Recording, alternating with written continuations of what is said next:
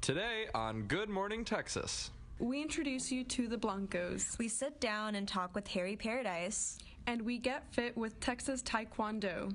All this and more coming up on a very special episode of Good Morning Texas. Good Morning Texas for Wednesday, October 17th.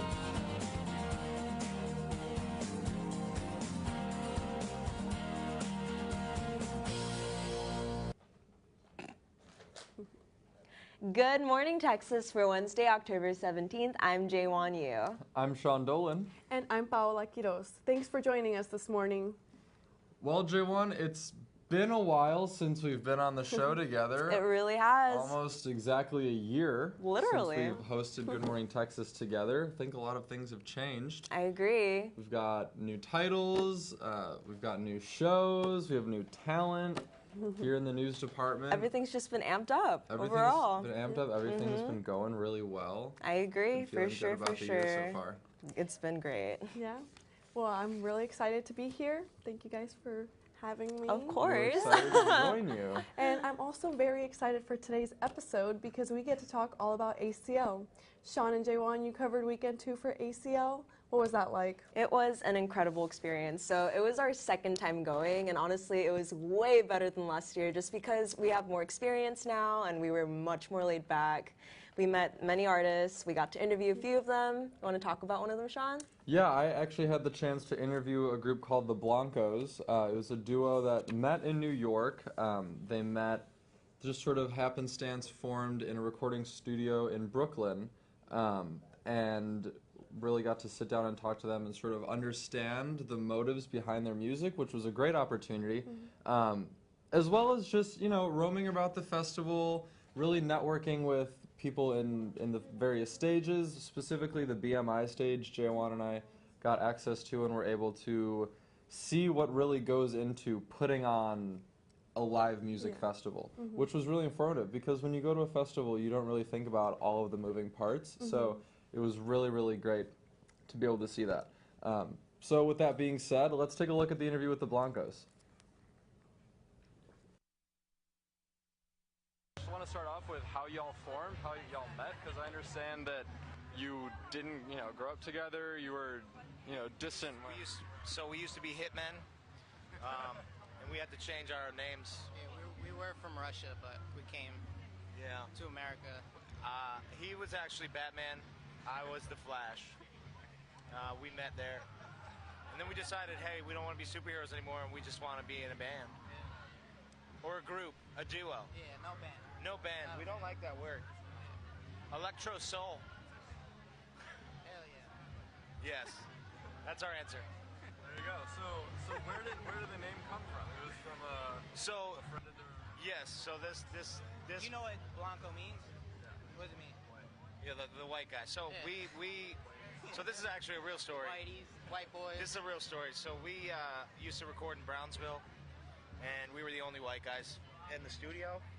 And, all of our friends who came to the studio, like black, Hispanic, different, multicultural, whatever, they would just call us the Blancos. Like as a joke, like it was a nickname. They're like, oh, there's the Blancos, bro. They're making that dope music or whatever. And then me and Jay decided to do this group. And we were just like, I think we were sitting at lunch somewhere, having like a beer or something. In my aunt's basement. Oh no, yeah, we were in his aunt's basement, because we're superheroes. Yeah, exactly. That was our secret lair. That was our lair. We were in the Bat Cave, bro. We were like, yo, let's make a group. We want to do something. And then we were going through a bunch of different names, and I just like made a joke. I was like, what if we just called ourselves the Blancos? And like we just looked at each other, like we laughed, but then we looked at each other, we're like, that's kind of cool. Like that's pretty. We're like that's pretty dope. So we stuck with it, and honestly, like just the nickname just became our name. It was just kind of that thing. And then now we're here. We're not fighting crime anymore. We're just making dope tunes. For you. What do you strive to get out of your artistry? Our own stuff? Hope to cause some sort of conversation? Oh, for sure. I think the point is to start a conversation. I think the point of our music is to tell the truth, like our truth, and that's not left-wing, right-wing. battle social justice crap. It's just being a human. And I think that's the point of our music, is to push people's buttons, is to make people feel really uncomfortable. But the people who get it feel super comfortable when they listen to our music. It's the same thing, like you mentioned Jim Morrison, you mentioned Kanye. Those are great artists that did that. They got you to kind of make your skin crawl, but they also made you think. And they made you think in a way that you didn't think before, you know? And I think those are the... Just throw that at that guy? Cut in the front. That's awesome, use that. That's not going. No, that's not going anywhere. Oh yeah. So with that mentality, is that what? Let me get that back. Yeah, thank you. Did that way of thinking sort of inspire All on Me Now?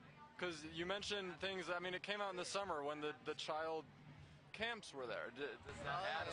Absolutely. We wrote that record like almost 2 years ago. Yeah, almost 2 years ago, and there was a time where when we were in LA, we were just waking up, going on social media, and just seeing like news about, you know, people getting killed. So, going to another song, We're Tired. How did you connect with Joyner Lucas for that? That's I think a pretty unique collaboration. Was a guy that we felt was very necessary for the record. Incredible artist. I mean, his records are pretty similar in the way of, like, it's not too politically correct. It is just real. And like we always had him in mind, and so we went and got him to feature on the record. I mean, contingent upon him liking the record or not. So he with it, and yeah, he sent it back in like 2 weeks, and we honestly felt like it was too short. Everyone thinks it's too short, but he said everything he needed to say on that record. That's awesome. Yeah, he did. He did a great job.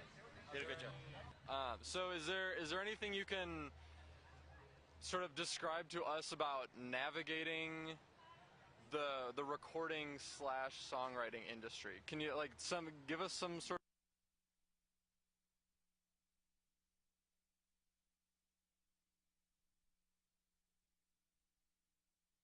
With Austin, I really do. Austin and Dallas are always great. Like, Austin is always an incredible We were here crowd. like 2 weeks ago on tour, and we stopped by Stubbs and played there. And it was great. Yeah. And then we went up to Dallas, and then we played. I can't remember the venue we played there, but it was just people come for music. That's what they're not there to. Also, Canada. Yeah. Canada is awesome. Vancouver was off the chain. Canadians are the best, eh? Yeah. Oi. so what's next? What's next for you? So World domination. it's beyond just success and money and all that. Don't get me wrong. I love money. Money's nice, but it's a perk. Like you said, it's not what you do it for. And I think a lot of artists nowadays, they suck, and we don't. And we make real music.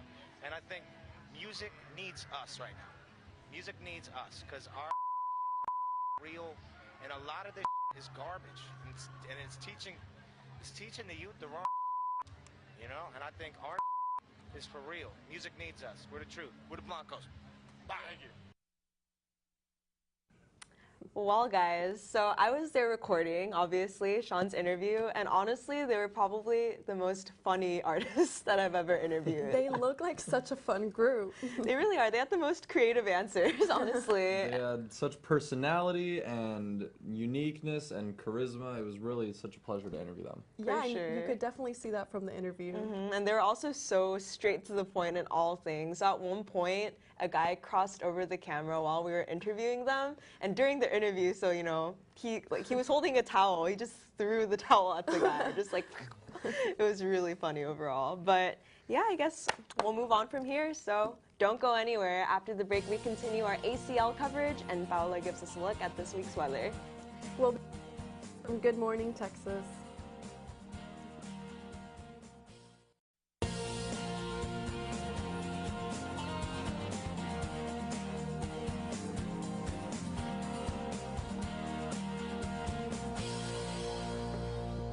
Welcome back to Good Morning Texas.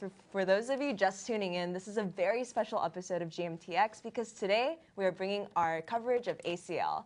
We just saw Sean's interview with the Blancos, which was super funny and super cool. Yep, it really was. But Jaewon, now I want to know how your experience was. How do you tell us about who you talked to? So I talked to a local artist, actually. His name is Harry Paradise, and he's based from here.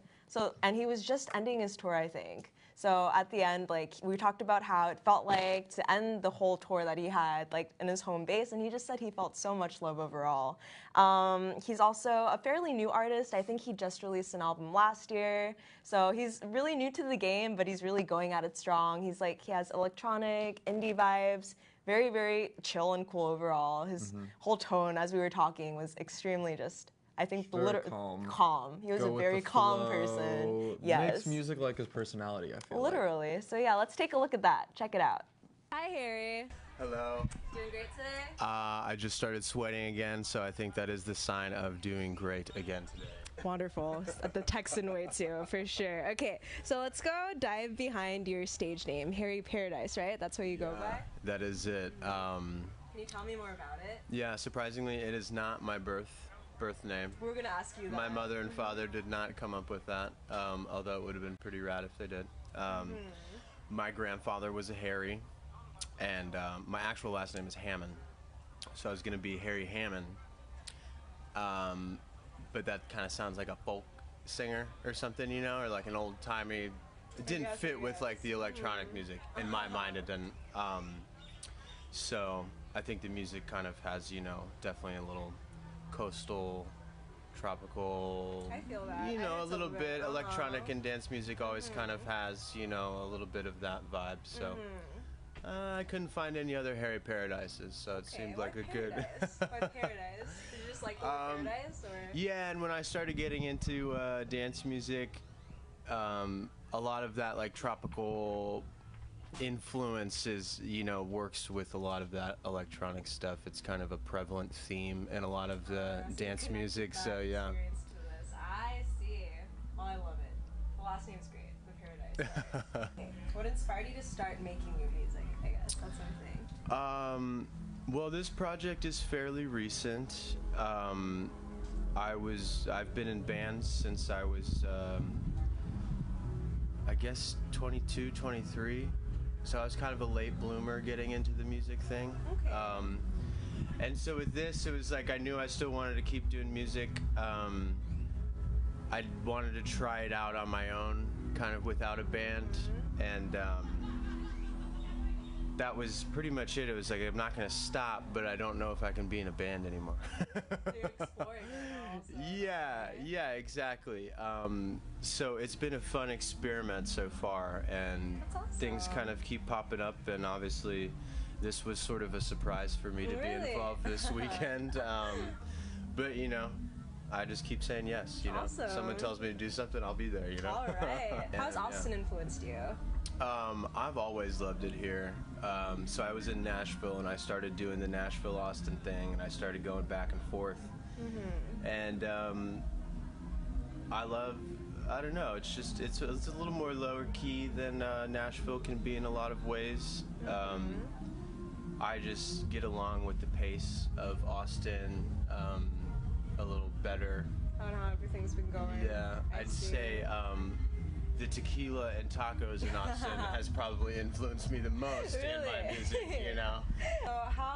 So we know you're on tour and you're ending your tour here, right? Yes, that was it. How does that feel? Like that you're ending it and where you basically kind of you're doing everything at the end. It was first solo tour ever, actually. Most of September, West Coast. So to get out there and do that, and then kind of know, you know, at the end of that month, you know, I was going to be back home and doing this was. Yeah, it was great. I mean, it feels great. I love being, you know, involved in this weekend. I've been coming for years, you know, so it's great to be a part of it and, you know, doing my thing this time around, you know. So what can we really look forward to from now on for your music? Are you planning on new things? Are you working on anything new? I'm always working on stuff. I haven't really released too much music. I think I have about 4 songs out right now. So that needs to eventually, you know, that number needs to grow a little bit.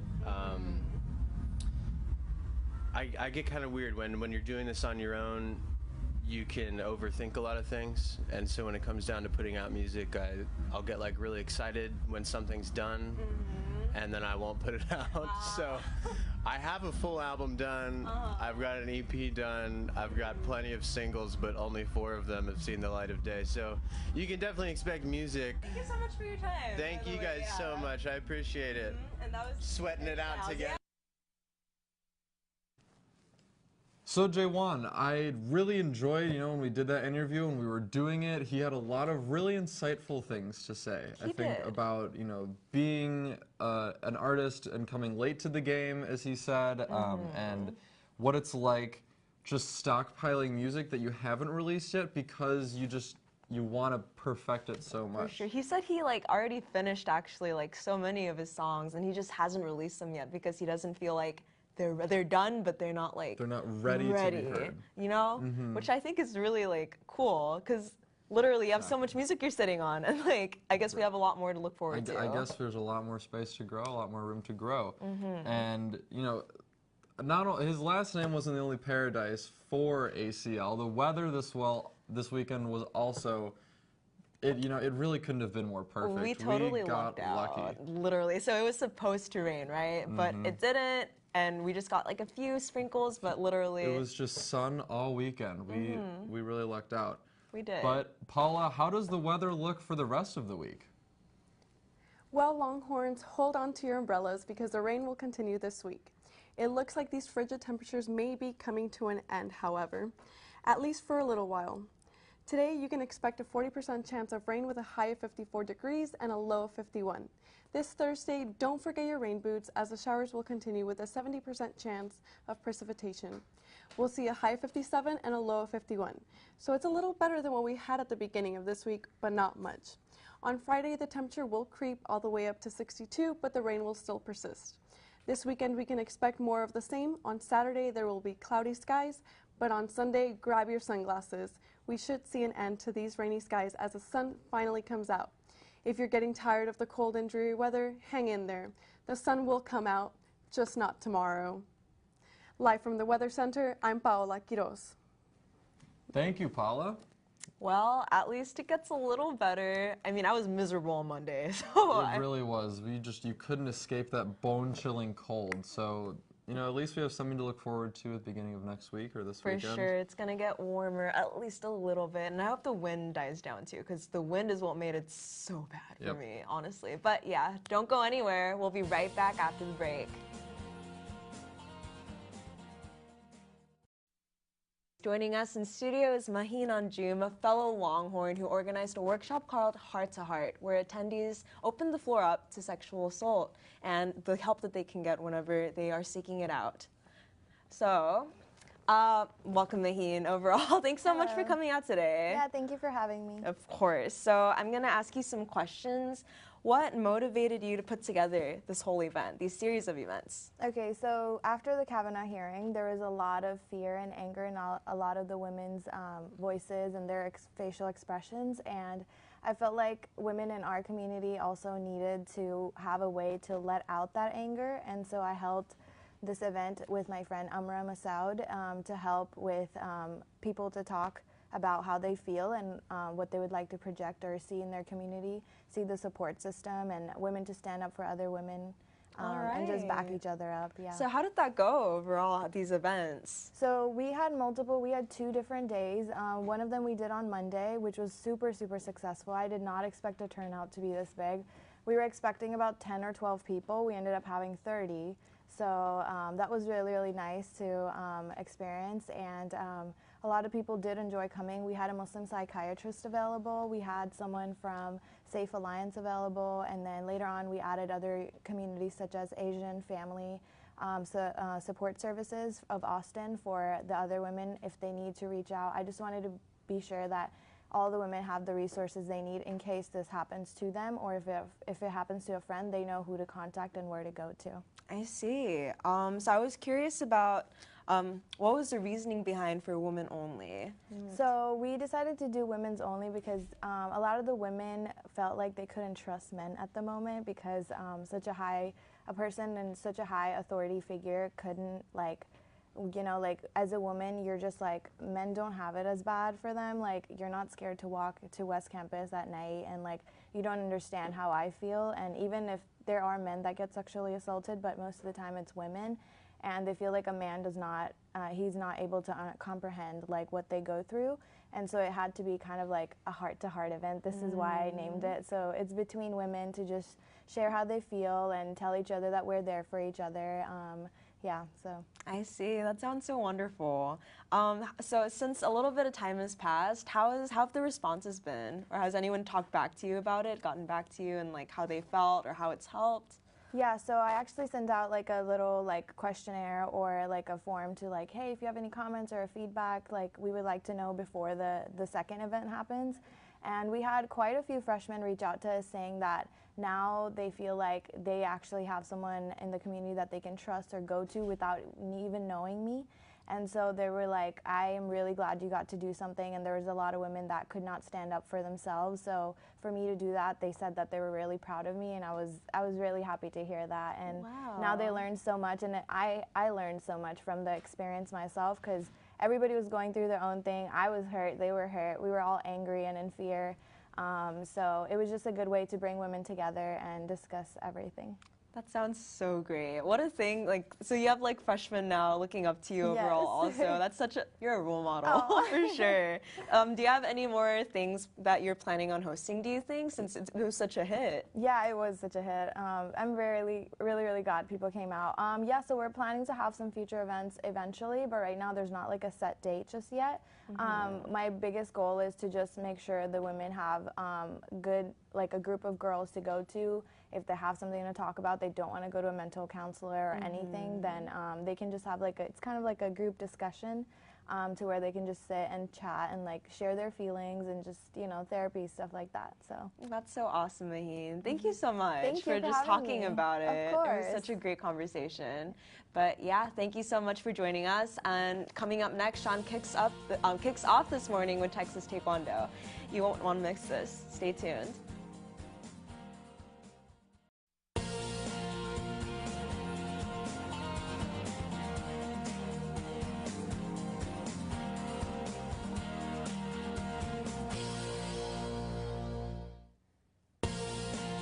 Welcome back to Good Morning Texas. Joining us are members from Texas Taekwondo who are going to do a demonstration for us.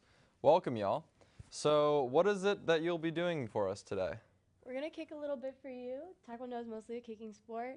We're a UT Rec Sports official club team, open to all UT faculty, students, and staff. With a community of people who really love Taekwondo, really love getting in a good workout, are really loving and supportive, but also love to challenge each other and focus on growth. That sounds awesome. That sounds a little bit terrifying as well, but studio is all yours. Thank you. Thank you.